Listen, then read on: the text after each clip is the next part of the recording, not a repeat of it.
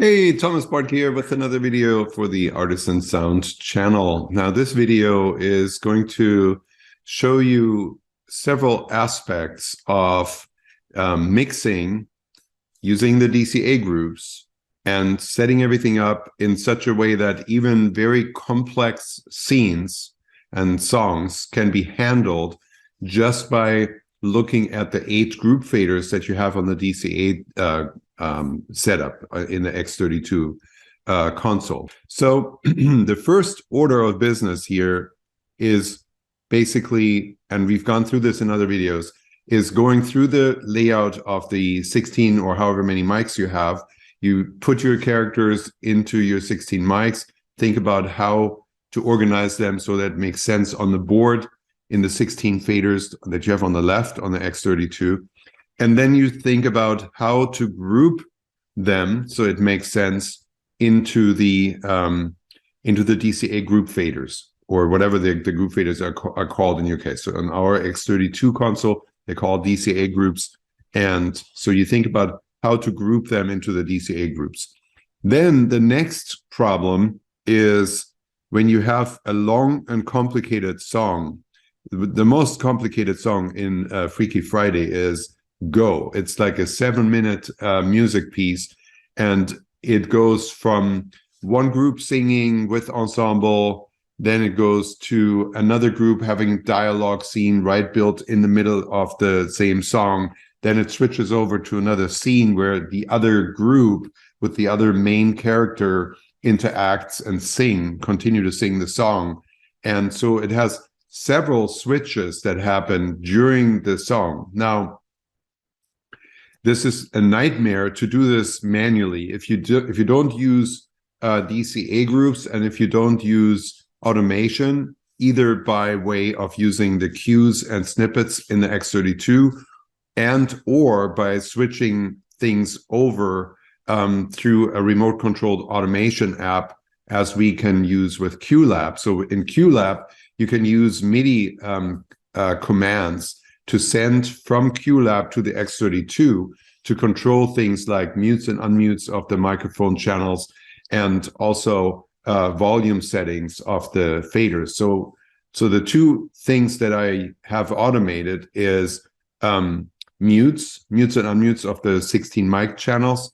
And then in addition to that, I'm automating some fader moves for the 8 DCA groups. I don't use fader moves for the 16 channels because they are generally all remain set at the same level that we determine in mic check. And then I rebalance everything out and fine tune it with the DCA groups. That's the whole concept that I'm using. But so in order to have a faster way to quickly switch from, a singing scene to a dialogue scene, back over to singing, another group singing, the only way to really do that is by really quickly changing the level settings of the DCA groups.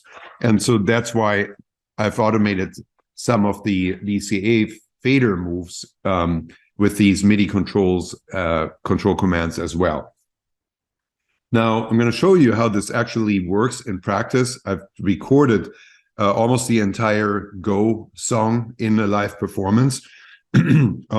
Looking at the iPad, and I'm going to show you that. But first, let's go through how I organize the duration of the song, because you have to figure out first how you need to set everything up, right? You can't do this live and record it live, so you have to parse it all out and figure out what happens. So here's my system and how I do it. I basically do it in a spreadsheet. You can use Excel or Google spreadsheets for that, or whatever spreadsheet you choose to do. And the most important thing to figure out is where important things happen, where in the song relative to the beginning. So at what time relative to the beginning of the song are important things happening. And there are different ways you can do that. I recorded another video where I show how I do it. I basically take a YouTube video with the same performance, the same tracks, using the same tracks. Or if you don't have that, you can just record a rehearsal of your own production where the entire song or partials of the song are recorded. And then you want to put this in the timeline. And then you can basically use your replay app, whatever you use to play back videos, and use that and just go through the video and take down the time code that shows you where we are in the video relative to the very beginning of the song. You just have to make sure that you capture exactly the very beginning of the song, because once you set this up in Qlab, you're going to be setting up all the events that are remote controlling the X32 from Qlab relative to the beginning of the sound file that plays that whatever track you're automating. That's basically the only situation where you can automate something from Qlab, because then you can trigger the commands exactly at the time relative to the beginning of the song when they need to happen. And obviously, since it's music, at least all the lines that are sung with the music always happen exactly at the same time in the music. And even when there's a dialogue insert in the middle of a music cue, that also happens always at the same time. It might not be quite as accurate to the second when they come in as it is when you have a line that's sung with the music, but it's still, accurate enough. So the first order of business now is to go through the video recording of your performance or rehearsal and determine exactly at what time in the song certain things happen. You can, of course, also go. So as we go through this, I just go through the important markers that start certain things in the song. So for example, here I put a description of what happens, right? So the song starts under dialogue. So that means it has to start quieter. And once Adam starts singing, that's the first thing that starts happening in terms of actually the song kicks off and a person starts singing. So in this case, it's the male lead, I suppose, is Adam. And so he starts singing at exactly 11 seconds into the track. Then at 45 seconds, there's a chorus, an ensemble chorus. There's a little note, to-do list note for me that's no longer relevant right now. But then here we have a breakdown instrumental for a dialogue with Savannah. So Savannah is another character. And that happens exactly at this time code. All right. Now, here in the first column, I showed you how I set up the cues in the X32. And I still use that as reference here because the automation in Qlab is kind of a secondary thing to do, because you can really use Qlab automation only once you're ready to sing the whole thing in context and always start at the beginning of the song, because otherwise it's difficult to make those mic mutes and unmutes happen in the middle of a song. So you want to kind of set it up in a way where you can also just set it on the X32 and switch to the next cue in the X32 configuration to keep track with the mutes and unmutes of all the microphone channels.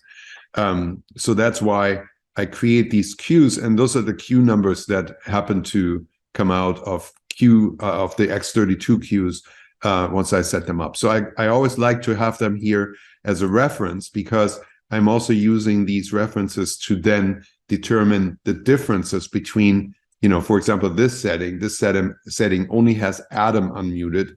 So there's only one microphone unmuted. And then the next setting here, where it switches, it needs to be, the ensemble mics need to be open for the chorus. And you can see here, then I can quickly and easily determine the differences between the previous setup and the current setup step by step, right? So I just keep an unmute column and a mute column, so I keep things organized, and I know exactly the microphones that need to be unmuted and muted respectively and where they happen. So I always like to keep these references so that it's easier for me to go back and forth between the different setups and the different configurations. So then the next component, so this goes on and on. This is a very long song, like I said, ends at 7, almost 8 minutes long is the whole song. And there's lots of changes back and forth where it switches between dialogue and singing, and the singing has different actors singing the leads, and then different portions of the songs have ensemble members take the lead, and then also the whole ensemble sings backup and harmonies, and all these things happen.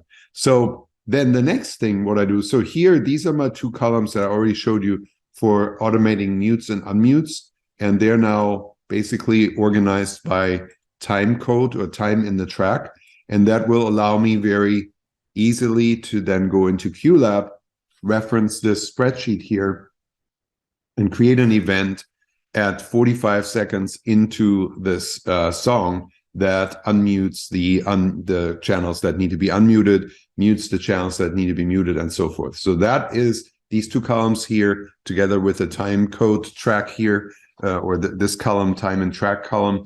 They take care of automating the mutes and unmutes. And now the second layer of this is these other columns here, and they basically just illustrate the 8 DCA group faders, okay? And I put in here exactly what I want to do so that I don't have to think about what I want to do when I go into Qlab and set things up, right? So you really want to have this creatively thought through and figured out what levels you want to set and what kind of fades you want to create, and put this into your spreadsheet, and then just have a session in Qlab where you just go through your spreadsheet line by line and just set up those events in Qlab so that they can then remote control what you're doing here. I'll make a screen capture video with Qlab as well, where I show you how to set this up. And it's actually, it's a lot of work, but it's worth it if you have multiple performances, because it gives you a level of precision of how these things switch that would be very, very difficult to achieve by manually mixing everything and making all these changes manually. It would be almost impossible for a single operator to do this and do it reliably for a big complicated show and a big complicated song in the middle of a show like this. Okay, so now that you've seen this and how I do this part, let's go. I actually need to reconfigure some of the ways that the screen capture works here. So give me just a second. Okay, so I'm back, and now I'm sharing the recording of the iPad that was used to remote control the X32 in a performance of Go. It doesn't quite start at the very beginning, but you can see here how everything is laid out. Again, this is a view of the 8 DCA faders on the iPad that I have in the audience room. You can have that anywhere you want. You can do it in the booth. You can do it in the booth on your 8 group faders on the X32, but you can also free yourself from the booth and do this anywhere in the audience, where you have Wi-Fi connection to the iPad so that you can remote control the X32 and do it that way. So yeah, so let me walk you through the layout of the groups here. So it's basically music is always on number 1, reverbs, vocal reverbs are always on number 8, and then in between here are my vocal mics, and they're laid out. Every vocal mic is in one of the groups. There's no vocal mic that goes directly into the mix without going through a group. That has also the added benefit that you will never, ever have any issues with feedback at all. And even if you had a situation where you were pushing mic levels so high that you might actually be in danger of getting feedback, it's super easy to control that simply by pulling everything, or the group faders that have a lot of mics in them, pulling them back just a little bit. So you never have to have this any kind of panic reaction where you say, whoa, massive feedback and I don't know where it's coming from. Let's kill the main fader, or just take some drastic measure. This will never ever happen to you if you follow my principles here of routing all microphone channels through DCA groups, because number 1, you don't even have all the mics all that far open in the first place, and you will always moderate. The more mics you have open, basically the lower you will find yourself riding the DCA group fader, the DCA group faders, and that has a natural effect of eliminating or avoiding the danger of feedback. So that is just a no-brainer, best way how to avoid feedback if you have any problems with that. And I know that people frequently have problems with that, so it's something that is really a good virtue to avoid and eliminate. Now, this Adam track here is, initially, when I had everything in the X32 queues, I actually saved different configurations of the DCA groups, including the label and naming of the DCA groups. And some of that got kind of bypassed because I was able to do the mutes and unmutes for the tracks through the remote control in Qlab, but I can't control the DCA group configuration and the naming and all that from Qlab. There's probably a way to do it, but I didn't have time to figure that part out. So I just kind of sidestepped that, and where it wasn't necessary, I just skipped the renaming. So at one point here in this Go song, it actually there's a handoff where Adam is, or I shouldn't say handoff, it's basically sharing. Adam is sharing this fader here, or this DCA group, with Catherine. And it's not reflected in the labeling of the DCA group channel. But you'll see as we go through that sometimes Catherine is singing the solo, and you'll see her also show up here in this group. Luckily, there's no overlap, so we didn't have to send Catherine to a different group. That also happens in some parts of the show. So this is kind of where more sophisticated setups can come in handy, because you want to always optimize the DCA groups so that you always have control over what you need to control. So in this case, we're going with the same kind of setup that I had in other videos, and that is the principal leads are on their own DCA groups 1 and 2. In this case, it's Ellie and Adam. And then we have 2 pairs here of girls and boys. So that's female and male voices that are younger voices. Those are the student roles. And then these are the adult roles. They're also separated into ladies and gents, so female and male voices. That makes it really easy to hear when you hear a problem, like you have maybe an adult male voice sticking out, and you immediately know that it's coming from this group fader. So it's very easy to just reach over to this group fader, nudge it down a little bit, and you have everything rebalanced out, and it's wonderful. And the same is true for things where, let's say there's an ensemble scene in dialogue in the middle of the song, and you need to goose out a dialogue line, and it's coming from the student girls, and it's in this group. So it's very easy and intuitive to just nudge that up for that dialogue line. And it's very easy, much easier to control than having to think about, which character is that and which of the 16 mics is it.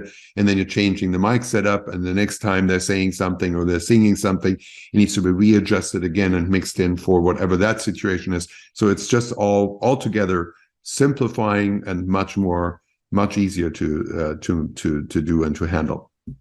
So we can basically just kind of run through this scene through the 4 minutes of the 8-minute total that is in here. Or actually, I recorded 7.5, so I guess it's almost the whole thing is on here.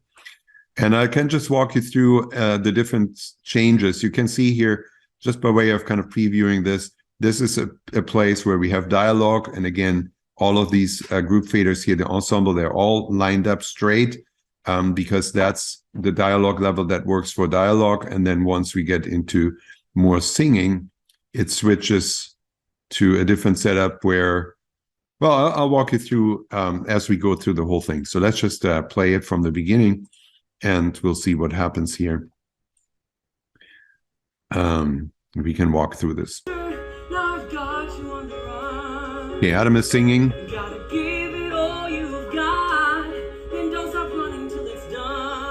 Music is up pretty loud, but the track itself is not very loud yet. Reverb is up. So the voice blends in with the track.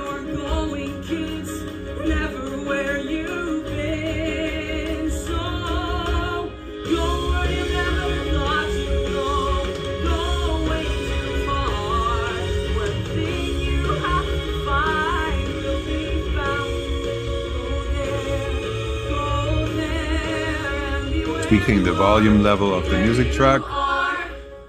Here we switch to dialogue. You see the reverb got pulled down. Here I'm tweaking the levels for the lines that are coming from the girls students group. And I'm adjusting the volume down a little bit on the music.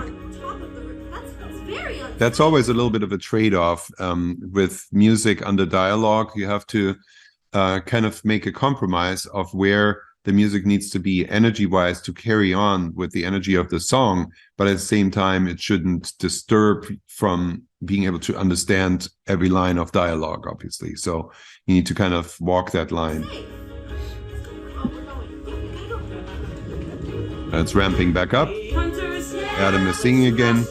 And now this is an interesting situation here because we have the girls in the ensemble singing these chords with harmonies, and Ellie, the main character, is also participating in that. So now, functionally, in terms of the music and the singing, Ellie is actually part of the ensemble, and that's why Adam is pushed to the solo level, and Ellie is reduced to the ensemble singing level.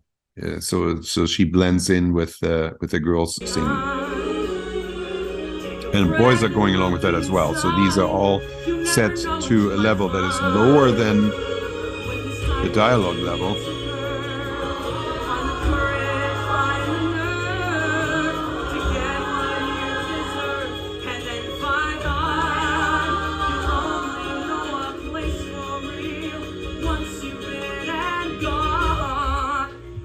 Here it breaks down for the next piece of dialogue.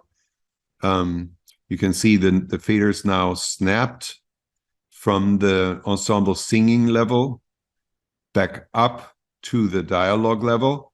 Whenever the faders snap like this and all faders move simultaneously and all of a sudden to a specific position, that is a telltale sign that we're looking at automation that is triggered by Qlab. And it goes to show that this would be, possible. I suppose it would be possible, but it would be rather tricky to do this, even just the fader moves, to immediately put them into the level that is correct for the dialogue scene at the exact right moment when the ensemble singing stops and it goes into dialogue. So automation is definitely a benefit. Sure, you can definitely learn this, but you have to, in terms of actually live mixing, but you have to be very familiar with the song and with the music, and really have good notes in your script to make sure that you never miss a move like this. And you can see, even if you did this one live, if you did the move manually and you wouldn't have these fader moves automated, there's also still the thought that, oh, now I also need to unmute mics. There are different mics talking here now. This is a completely different group of people talking in this dialogue scene than what was on before and during the ensemble singing. So it's literally, you might have a change on whatever, 6 mics or even more mics that have to happen at the same time that you have to manipulate the faders to a different level. So that's extremely difficult to do. Everything manually is almost impossible because it just exceeds a level of complexity that you can handle manually. So therefore, we developed this combination of automating something, automating the mutes and unmutes, and then semi-automating the fader moves so that you have a good pre-mix where you only have to dig in and tweak and adjust the fine-tuning, because it's a little bit different every time a performance happens. But at least you have, the music has come down to the accompaniment level where it has to be under dialogue. The faders have come up to the dialogue level, up from the ensemble level. And there's a lot of pre-mixing that is going on here that really makes your job as the live mixer much easier than if you would try to do it all by hand.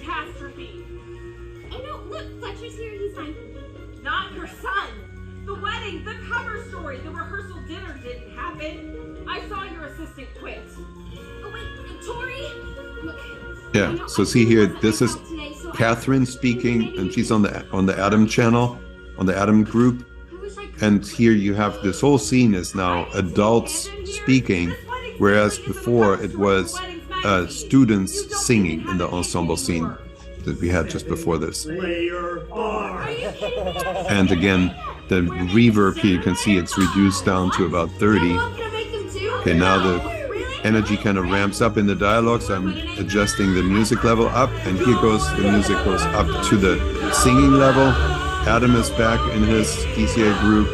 That singing level has to be adjusted a little bit, and all these other fader levels here went down to the ensemble singing level. Now, just as I stopped it, this fader went up because now we're getting into, I believe, if I'm not mistaken, we're getting into a verse that is led by the girls in the ensemble. Let's hear. Oh no, there's more dialogue first. So this is student dialogue, but now it's girls singing. Okay, there's an interesting scene here because there are two girls in the ensemble that are leading the melody in this chorus. Adam is singing along with the melody, but the girls are leading. I think he's singing in harmony, and Ellie is part of the chords that do the backup accents. So it's, you really have to prepare for these situations by analyzing the music, and it's very tricky to react to this as you hear it, because first of all, you don't expect the ensemble girls to carry the melody. When you hear a girl voice singing the melody, your first instinct is to reach for the Ellie fader and think that it's there, but Ellie is actually not singing the melody in this case. It's coming from this fader. So you have to be prepared for this by really studying and analyzing the music well. And again, having this laid out in this particular way all over the DCA groups is making this easy to manage once you understand what you need to do. Then, what you actually need to do is simple and easy. It's not like you have to manage 16 faders, but you just have to locate where the element is right at this moment in the music that needs to be featured, and then you will figure out the DCH fader that you need to push. So it's very easy, relatively speaking, in the amount of complexity that we have here that we're looking at.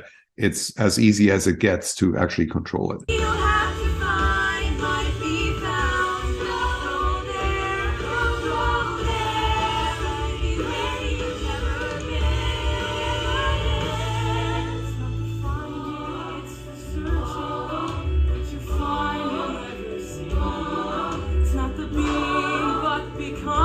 Again, tweaking. The backup singing is kind of getting a little loud. You could pull this further down.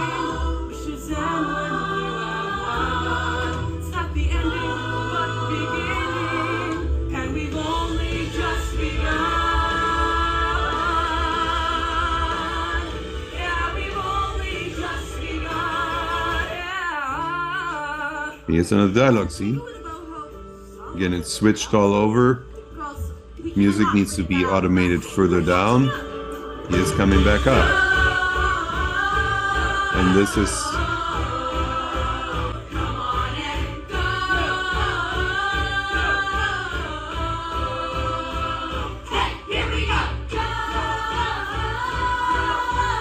That's the big power chord chorus.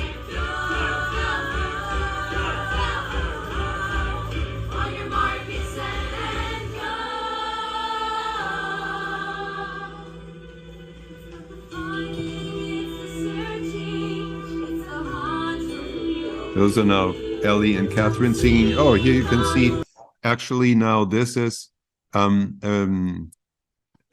new cue inside the X32 cues and snippets, and this one has now actually in the middle of the song reconfigured this Adam/Catherine channel and put Catherine on the label here. So you can You can do that. You can reconfigure the names on the tracks, on the DCA groups. You can also reconfigure the assignment of channels to DCA groups. And at some points during the show, we do take advantage of that.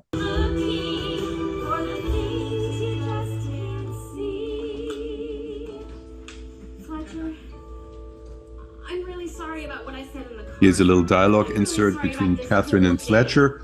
Fletcher is the son. He's part of the voice channel here.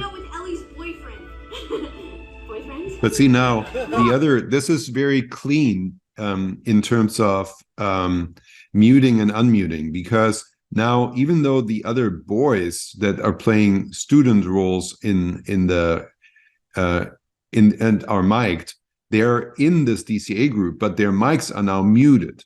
In this particular dialogue scene, we only have Catherine's mic open and Fletcher's mic open. And so Fletcher is now currently the only mic that is unmuted in the boys DCA group, right? So keep in mind that just because you have things grouped together, that doesn't mean you can't mute and unmute individual microphones that are part of a DCA group. Mom, this is like the best day of my life. And it's really important to do that, to clean up your sound. It's not just that actors might talk if they go backstage. Even if they're still on stage, you want to always try to minimize the amount of mics that you have open to avoid crosstalk and kind of weird acoustic effects that can happen when you leave all the mics open. So that's the reason why we really try to automate or at least leverage by using the X32 groups, cues and snippets to leverage so that we can afford to mute and unmute mics more frequently and more precisely. And if it's automated under music, that's even better, because then you have precision without having to pay attention to it as the operator.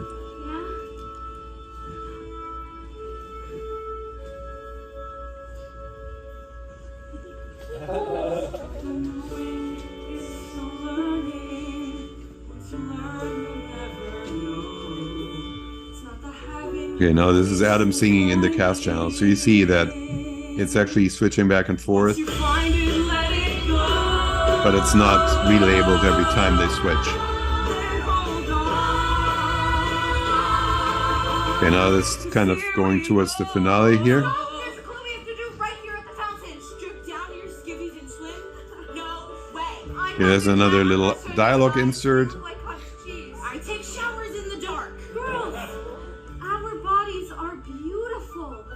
Pull the music down more than it is in the automation. So again, the automation ducked the music down, but I still tweak that manually by paying attention to the actual levels that I'm hearing. Taking pictures, and here's another chorus. Adam is singing solo. It's a little quiet, so he needs to be pushed. Chorus is getting louder and louder. There's some dialogue lines in there you can tickle out, but they're a bit throwaway. It's really hard to boost them out in this big volume stuff here without breaking everything else down.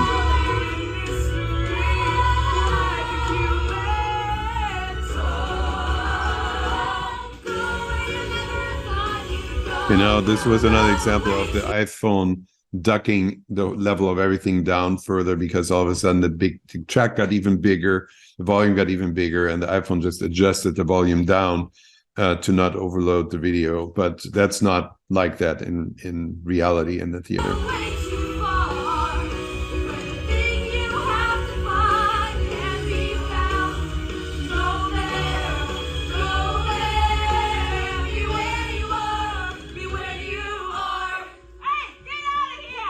There's a little dialogue scene. So you can see here now we're pushing the levels here pretty hard. You know, there are microphones open in here. There are several microphones open in these. So a bunch of microphones are open. But again, you will not have feedback issues if you always mute all mics that can be muted, that don't have to be open, and then just manage the balance or the absolute level of all mics that are open by adjusting the DCA groups. You can see here, the more mics open up, then generally the faders are further down again, so that you just don't get any feedback issues at all.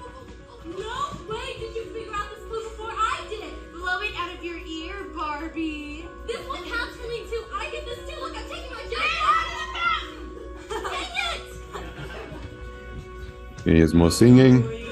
That's the final round here of Adam singing, solo, quiet track.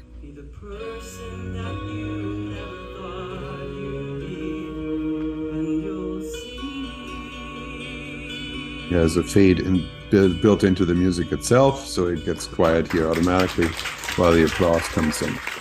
Okay, so that's all. I hope this was some valuable information that I shared here and that you learned something from this video. I mean, a case study like this is probably the closest you can get to actually sitting on the board and thinking about what you're going to have to do by watching how this goes by and what actually still has to be adjusted, even on top of all the things that are already automated and done for you, is probably the best and most effective way to kind of put yourself into the position that you're going to be in if you learn how to run a mix like this, and particularly if it's very complex like this. I think that this will probably help you to watch this maybe several times and study it and go through, and hopefully you find it interesting enough to do that, because you kind of have to find it interesting enough if you're interested in mixing, if you want to do a good job. So if you have any questions, leave your comments and suggestions on the video, and hit the like button if you like the video. Subscribe to the channel if you want to be notified when another video is released. And this is Thomas Bartke signing out for the Artisan Sound channel. Thanks for watching.